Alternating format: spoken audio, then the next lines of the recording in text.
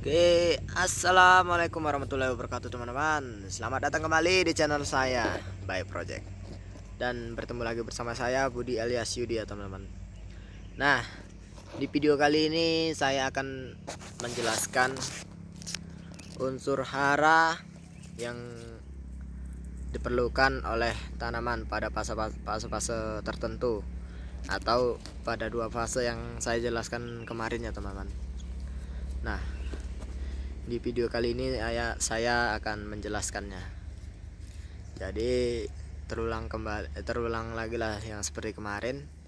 Jadi kita menanam tanaman sayuran itu atau segala tanaman lah, nggak bisa kita sembarang asal berikan pupuk ya teman-teman. Nah, pada video kali ini saya akan menjelaskannya unsur-unsur hara yang atau unsur-unsur yang terkandung pada pupuk yang dibutuhkan oleh tanaman pada fasenya ya teman-teman. Kita ambil contoh saja yang simpelnya, yang pernah saya jelaskan tentang pupuk organik dan pupuk kimia itu kan. Ada juga saya singgung tentang pupuk NPK, dan juga saya jelaskan di situ apa itu NPK. Nah, di video kali ini saya akan memperdalamnya lagi.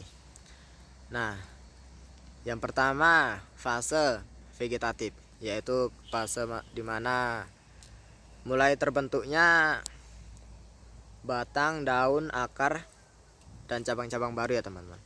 Nah, pada fase ini tanaman sangat membutuhkan banyak unsur, yaitu yang pertama nitrogen. Pada fase pertumbuhan ini semua tanaman membutuhkan unsur yang satu itu, nitrogen. Jadi kita ambil contoh NPK ya teman-teman. Tapi saya kurang tahu jenis NPK, yang saya tahu hanya satu ya teman-teman, NPK Mutiara yang 16-16 semua itu ya teman-teman.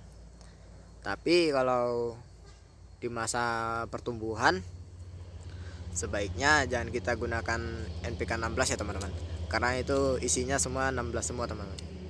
Karena nitrogen 16, fosfornya 16, dan kaliumnya di situ 16 juga. Kalau bisa di masa kita pertumbuhan yang kita berikan kepada tanaman itu adalah pupuk NPK yang mengandung nitrogennya lebih tinggi daripada keduanya, atau bisa pupuk NPK yang mengandung nitrogen tinggi, fosfor tinggi, dan kalium rendah. Karena pada masa pertumbuhan ini kalium tidak terlalu dibutuhkan ya teman-teman. Nah, satu lagi yang saya jelaskan, kalau nitrogen ini kan dia berfungsi untuk mempercepat atau membantu pertumbuhan tanaman. Dan fosfor ini fungsinya dia untuk perkembangan akar dan proses pembuahan ya teman-teman.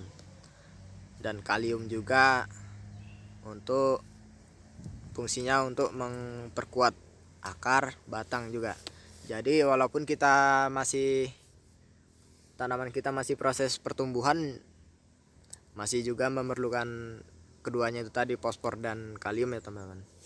Tapi yang dianjurkan itu tadi lah teman-teman, kalau masih masa pertumbuhan, kalau bisa pupuk yang kita berikan NPK itu yang lebih tinggi nitrogennya. Nah, untuk fase yang kedua yaitu fase generatif. Fase generatif yaitu fase proses terjadinya atau pembentukan bunga, buah, dan biji ya teman-teman. Nah, pada fase ini yaitu kebalikannya. Dia tidak terlalu memerlukan nitrogen.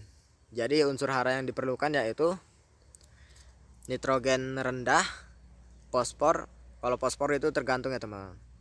Bisa kita gunakan fosfor rendah atau fosfor tinggi, itu tergantung. Kalau bisa yaitu tadi, kalau sudah proses pembuahan atau fase generatif, yang paling kita butuhkan yaitu kaliumnya, yang kalium tinggi. Nah, atau bisa juga kita berikan NPK 1616 itu ya teman-teman, NPK Mutiara, karena dia setara semua. Memang nitrogennya agak sia-sia sih teman-teman, tapi walaupun sudah fase pembuahan pasti tanaman juga membutuhkan unsur nitrogen tadi ya teman-teman, untuk asupan penambahannya lagi. Nah, jadi dari yang saya jelaskan ini semua semoga teman-teman semua pada mengerti ya teman-teman. Jadi itu tadilah fungsinya kita mengetahui apa dua fase pertumbuhan tanaman tadi ya teman-teman. Jadi agar kita nggak salah asal beri pupuk, nanti takutnya seperti ini jadinya. Di masa pertumbuhan kita beri pupuk, contohnya yang tinggi kalium, wah ini jadi kita berprasangka, wah pupuk ini nggak bagus, saya beri tanaman ini nggak cepat besar tanamannya. Sementara yang kita beri itu tadi yang tinggi kalium,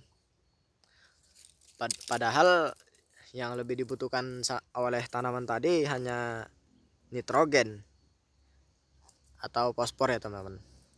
Nah itu tadilah alasan kita harus tahu mengetahui fase-fase pertumbuhan tanaman ya teman-teman. Nah seperti di belakang saya ini cabai dan ini tomat ya teman-teman, tapi tomatnya belum dipangkas, jadi apa teman-teman, masih banyak daun-daunnya, dan ini buahnya juga lebat teman-teman, lebat dan besar. Dan ini cabenya sedap sekali teman-teman, yang dulu pernah saya review waktu belum dikasih makan, cabenya pertumbuhannya kurang, dan sekarang sangat bagus sekali teman-teman, buahnya lebat seperti ini. Oke, sekian dulu video dari saya ya teman-teman, semoga bermanfaat untuk teman-teman, semoga menambah ilmu, karena di sini saya juga belajar, jadi kita sama-sama belajar ya teman-teman. Oke ya, assalamualaikum warahmatullahi wabarakatuh teman-teman.